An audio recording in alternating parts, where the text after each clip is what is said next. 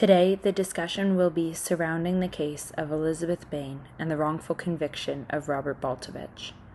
Elizabeth Bain was the girlfriend of Baltovich, and she went missing on June 19, 1990. Her car was found with her blood on the back seat, however, her body was never discovered.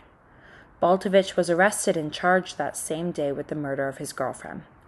He was convicted on March 31st of 1992 and would serve the next 8 years in prison before exoneration. Innocence Canada, or formerly known as AIDWIC, later took in his case as they believed he was an innocent man. The discussion to follow is based on the circumstances that led to his wrongful conviction and the consequences of such circumstances.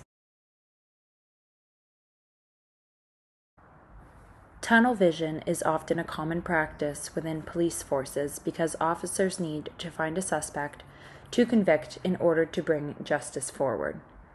Tunnel vision is when law officers become hyper-focused on a suspect, often despite other external factors and a lack of evidence. It tends to be the first person that is able to fit the description within the case and usually occurs in high-profile cases. When tunnel vision happens in a case, other evidence may be excluded as it does not fit the narrative. For the case of Baltovich, this is likely what happened. It is common to look to the closest relationship to a victim when a crime like murder occurs. Elizabeth Bain went missing on June 19, 1990. She was the girlfriend of Robert Baltovich, and he was immediately looked at as the culprit, despite ever finding her body or much other forensic evidence. Pressure built surrounding this case, especially in the media, and it became a highly discussed case in Toronto. At the time, there was multiple other cases of women missing, assaulted, and murdered, which later on would be tied to Paul Bernardo. Harvey Strasberg, a Canadian lawyer and senior partner, undeniably states that police clearly had tunnel vision in the case of Elizabeth Bain for not considering Paul Bernardo as a possibility. They set their eyes on Baltovich, and when the media ran with it, they did too. Tunnel vision can be a dangerous mechanism that works unconsciously. However, measures can be taken to avoid this. Unfortunately, in the case of Baltovich, issues of noble cause corruption took place, which is when the police or the Crown fabricated or improved a narrative to support their case. Often it is despite a lack of evidence where legal agents will bend the rules to convict someone of a crime. Here are some other cases where tunnel vision took place. The first one here is Gregory Parsons. The second one, Guy Paul Morin. Guy Paul was known as a weird guy in his neighborhood and was marginalized by his community, making him an easy target. Walter McMillan, Brenda Wadby, who had a history of drug use and therefore fit the profile. Thomas Soffnow, who had a criminal record for property crimes. And Wilbert Coffin as well.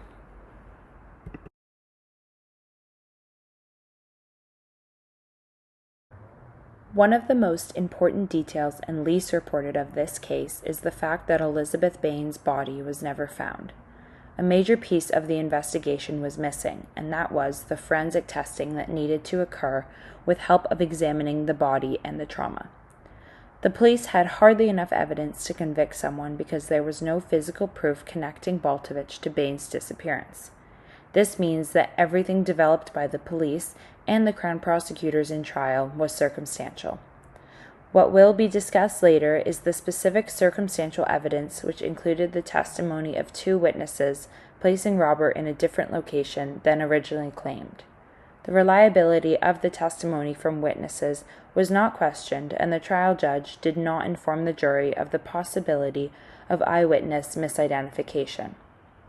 Later on at the retrial of Baltovich, the Crown prosecution chose not to call any evidence into play, which furthers the ideology that this conviction was based solely on circumstantial claims which should have been discounted in court. An important piece of the court case is the role of the judge and the lack of bias present when deliberating and facilitating. Within the court proceedings of Baltovich's case, the judge had instructed the jury members to place more emphasis on the investigation done by the Crown, rather than maintaining balance between both the Crown and the defendants. There was likely pressure to win the case due to the excessive media coverage and the high profile of the case itself for the murder of Elizabeth Bain. Since this was around the time of serial rapist and murderer Paul Bernardo, we can assume that the public was scared due to the many missing cases of young women in the area of Scarborough. Keeping this in mind, there was likely bias of the judge as they felt influenced by the media and with the occurrence of tunnel vision. Judges are capable of failing the victim through circumstances including personal bias experiences, favored prosecution narratives, favoring one side due to the media influence, tunnel vision, supporting police information, bias evidence, and unequal representation. The judge in Elizabeth Bain's case failed to bring forth justice as they often belittled parts of the Baltovich case, despite their duty to represent a balanced stance. With eyewitness misidentification being common, it is important to warn the jury that sometimes there can be reliability issues and that all statements should take this into consideration when being heard. However, the judge in this case did not relay this message to the jury, which allows for the jury to rely more heavily on the court statements made.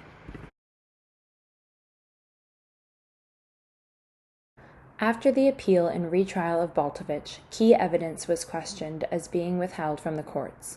Baltovich's lawyers outlined how there were suspicions of where key records of police interviews were never disclosed to his trial counsel during the process. Furthermore, copies of the police's notes seem to have been altered, claimed the defendant's attorney. According to the Toronto Star, Baltovich's lawyers found a missing page of notes from the 13,000 gathered by the police in the initial investigation. The note was a recorded discussion between two forensic specialists and Sergeant Brian Raybould, which detailed the forensic evidence found in Elizabeth Bain's car. The detailed inspection from the forensic specialist created holes in the narrative being told in the police's theory and would likely have destroyed their case if admitted into evidence for the trial. Conveniently, it went missing amongst the evidence submitted and was never brought forward. Defense lawyers were never given access to the documents, which is problematic when attempting to acquit an individual of murder charges of their girlfriend, especially when later exonerated.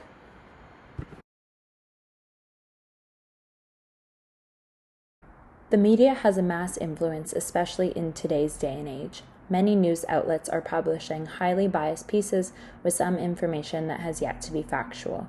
Influential pieces are the most dangerous to cases because if the judges, jury, or other members of the court see this, they may be influenced to sway one way or the other.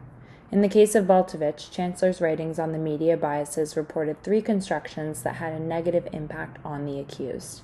First being that the victims of these crimes were constructed sympathetically in the media to accumulate sympathy in the public interests. When this occurs in the media, the case tends to gain more attention as people wish to see its conclusion, and therefore will follow the trial proceedings.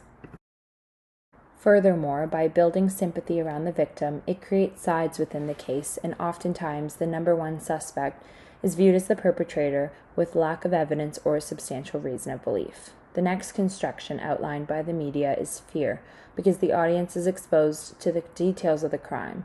For Elizabeth Bain's murder case, the details were disturbing, especially in light of the Bernardo cases before and after the trial.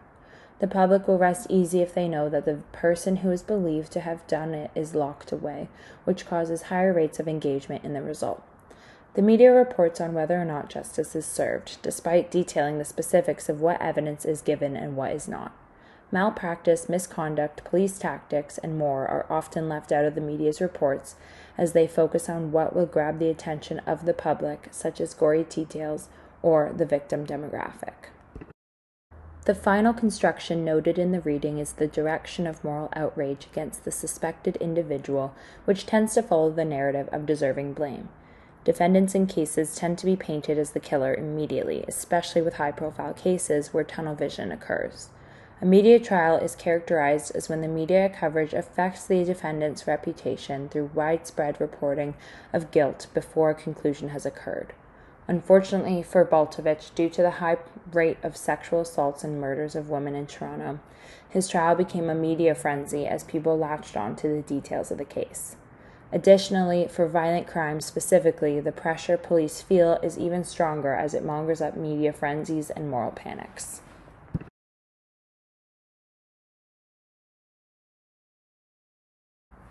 Eyewitness testimony was evidently present in the case of Baltovich. Despite Baltovich stating that he was at home with his family and having many of his family members confirming this alibi, two witnesses still came forward claiming they saw him out.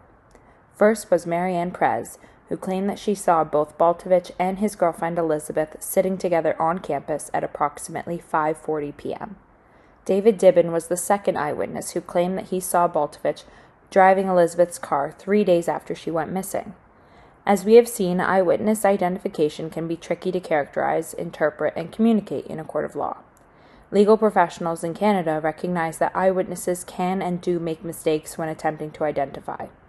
Reportedly, eyewitness testimony is the leading cause of known wrongful convictions and has contributed to about 70% of cases overturned. In the case of Baltovich, misidentification was the leading cause of his wrongful conviction due to multiple people's misidentification and the Crown's tactics to attempt to strengthen the testimonies. Marianne underwent a hypnotic session to attempt to strengthen her memory surrounding what she thought she saw on campus that day.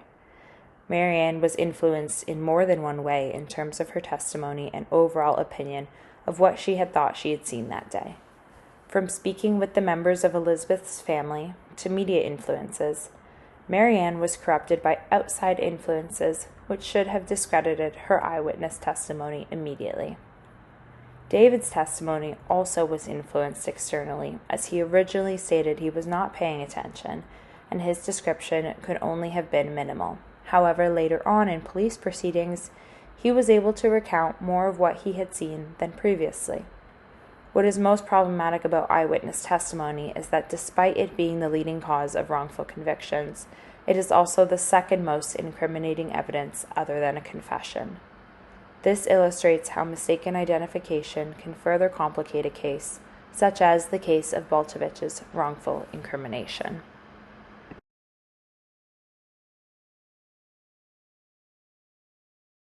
Many discussions surrounding Elizabeth Bain's disappearance and murder have led back to Paul Bernardo. Bernardo was known as the Scarborough Rapist and is the convicted killer of some known victims like Tammy Homolka. At the time of Elizabeth Bain's disappearance, Bernardo's attacks occurred near the University of Toronto Scarborough campus, which Elizabeth Bain attended. Given the patterns of Bernardo and his violent tendencies, along with the timing and brutal scene found in Elizabeth Bain's car, it is plausible that he was the real culprit. A common problem with wrongful convictions is that the result of putting someone innocent in prison is not only harmful to that individual, but also that the real culprit is still free in society. This can lead to more people in harm's way and more victims in the end if not convicted of the crime they committed. Moreover, it is less likely to solve a crime as time passes. In many wrongful conviction cases, the rightful perpetrator is never found because so much time passes that it is impossible to gather proper forensic evidence of another suspect years later.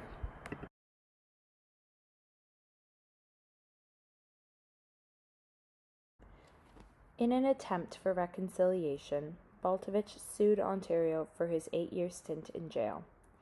He was seeking $13 million based on the malicious intent of the court due to all evidence not being disclosed, such as the missing piece of paper. Unfortunately, it was announced by Attorney General Chris Bentley that he would not be compensated because that would be inappropriate. Moreover, there was no inquiry into the wrongful conviction of Baltovich.